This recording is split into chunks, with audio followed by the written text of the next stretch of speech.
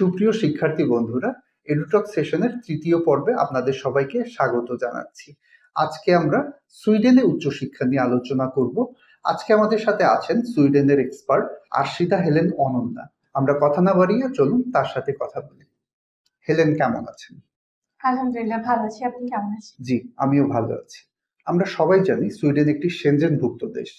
আমাদের দেশ থেকে প্রতি বছর একটা বড় সংখ্যায় স্টুডেন্ট সুইডেনে উচ্চশিক্ষা নিতে যায়। এবার যারা সুইডেনে ইউনিভার্সিটিগুলোতে অ্যাপ্লাই করার কথা চিন্তা করছে, তাদের যেসব বিষয় জানা দরকার, সেই ধরনের কিছু প্রশ্নের উত্তর আজকে আমরা আপনার কাছ থেকে জানার চেষ্টা করব। প্রথমে আমরা জানতে চাই, সুইডেনে কারা অ্যাপ্লাই করতে পারবে?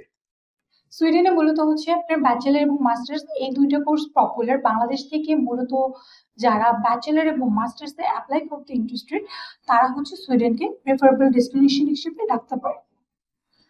আমার বিগত এক্সপিরিয়েন্স থেকে দেখেছি আপনার মাস্টার্স অ্যাপ্লিকেন্টরাই সুইডেনকে বেশি প্রেফারেবল ডেস্টিনেশন হিসেবে চুজ করেছে। সুইডেনে অ্যাপ্লাই করতে কি ইংলিশ ল্যাঙ্গুয়েজ রিকোয়ারমেন্ট লাগে? জি, অবশ্যই। সুইডেনে আপনার ইংলিশ প্রফিসিয়েন্সি টেস্টটা ম্যান্ডেটরি, যেমন পিটি, আইএলটিএস। কিছু কিছু ক্ষেত্রে আপনার সুইডেন কোর্স বেসিসে এমও একসেপ্ট করছে। অ্যাপ্লিকেশনের ক্ষেত্রে সুইডেন কি লং গ্যাপ একসেপ্ট করে? সুইডেনে মূলত আপনার লং স্টাডি গ্যাপ একসেপ্ট করে যদি আপনার প্রপারলি এক্সপ্লেনেশন প্রোভাইড করা হয়। সো আমরা এই ক্ষেত্রে আপনার এক্সপার্ট কাউন্সিলর দ্বারা আপনার অ্যাসেসের থ্রুতে এক্সপ্লেনেশন এবং প্রপারলি একটা গাইডলাইন প্রোভাইড করে থাকি। ইউনিভার্সিটিতে অ্যাপ্লাইয়ের টাইম ফ্রেমটা যদি আমাদের সাথে একটু শেয়ার করতেন। জি, অবশ্যই। সুইডেনে মূলত বিগেস্ট ইনটেক হচ্ছে আগস্ট সেপ্টেম্বর, যার অ্যাপ্লিকেশন শুরু হয়েছে প্রিভিয়াস ইয়ারের মিডল অফ দ্য অক্টোবর, এবং অ্যাপ্লিকেশন শেষ হয়ে যায় পরবর্তী বছরের আপনার জানুয়ারি 1। সো এই টাইম পিরিয়ডে আপনার অ্যাপ্লিকেশন প্রসিডিউরটা অন থাকে। এর পরবর্তীতে as per Sweden government result থেকে শুরু করে বাকি যে ডেটগুলো সেই অনুযায়ী পাবলিশ করে থাকে। একজন স্টুডেন্ট যদি অ্যাব্রোডে হায়ার স্টাডির কথা চিন্তা করে, আপনি অ্যাজ আ সুইডেন এক্সপার্ট তাকে কেন সুইডেনটা চুজ করতে বলবেন? Thank you so much for this beautiful question.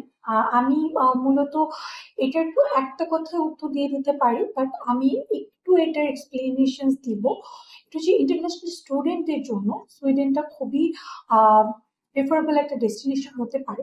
কারণ হচ্ছে lower tuition fees, affordable living cost, এর পাশাপাশি তারা হচ্ছে স্পাউস সহ অ্যাপ্লাই করতে পারছে এবং ওয়ার্ক অপরচুনিটি তো আছে, এবং মোস্ট ইম্পর্টেন্টলি হচ্ছে তারা সেনজেন কান্ট্রির অ্যাক্সেসটা পেয়ে যাচ্ছে।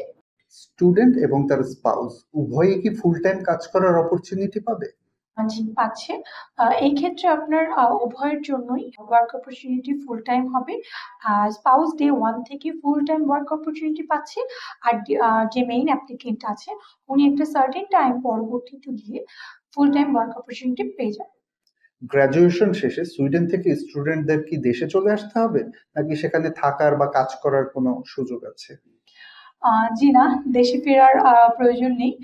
সুইডেন গভর্নমেন্ট থেকে তাদেরকে আপনার 1 ইয়ার পোস্ট স্টাডি ওয়ার্ক পারমিটের অপরচুনিটি দেবে।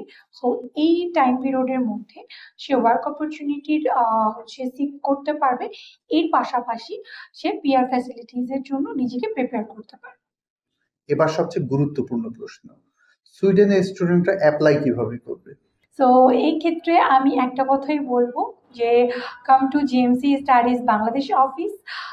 আমাদের অফিস লোকেশন হচ্ছে আপনার Gulshan 1, Navana tower, level 9। Come to us, our expert counsellor will provide you a proper assess and guideline, যার থ্রুতে আপনারা অ্যাপ্লিকেশন প্রসিডিউর থেকে শুরু করে ভিসা অ্যাপ্লিকেশনের একটা প্রপার গাইডলাইন পেয়ে যাবেন।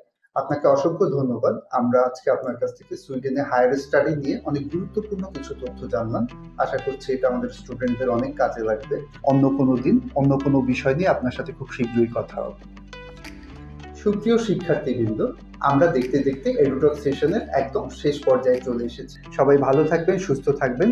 আবারও নতুন কোনো ডেস্টিনেশনের প্রশ্নোত্তর পর্ব নিয়ে আপনাদের সামনে হাজির হয়ে যাব। সেই পর্যন্ত গুড বাই।